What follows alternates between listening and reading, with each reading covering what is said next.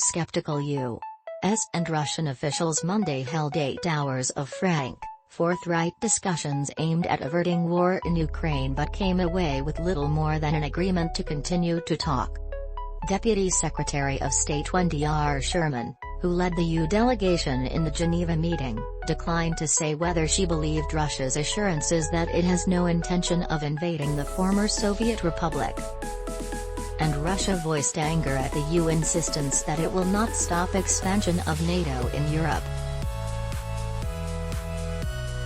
Sherman said she told her Russian counterpart, Deputy Foreign Minister Sergey Ryabkov, that Moscow must de-escalate by moving its estimated 100,000 troops away from the border with Ukraine.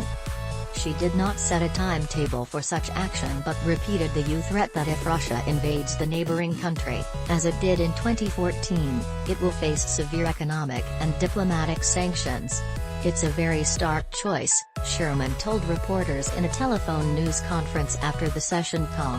We'll see how serious they are. The Russians would tell you that Monday's talks were an open bid for serious negotiation. We will see if that is indeed the case. The Biden administration, already confronting deteriorated relations with an increasingly aggressive Russia, offered that it was prepared to discuss missile deployments in Europe and the size, scope and transparency of joint NATO military exercises in the region, Sherman said. Any steps by the EU and its allies would have to be met by reciprocal action by Russia, she said. The EU is also willing to attempt to revive an agreement along the lines of the Intermediate-Range Nuclear Forces Treaty that was signed by President Reagan and Mikhail Gorbachev, but that has lapsed, Sherman said. Limiting expansion of NATO to exclude many of the Eastern European nations that President Vladimir Putin considers to be part of his sphere of influence, however, is a non-starter, she said.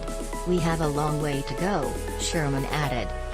Ryabkov sounded an even more pessimistic note in a parallel news conference.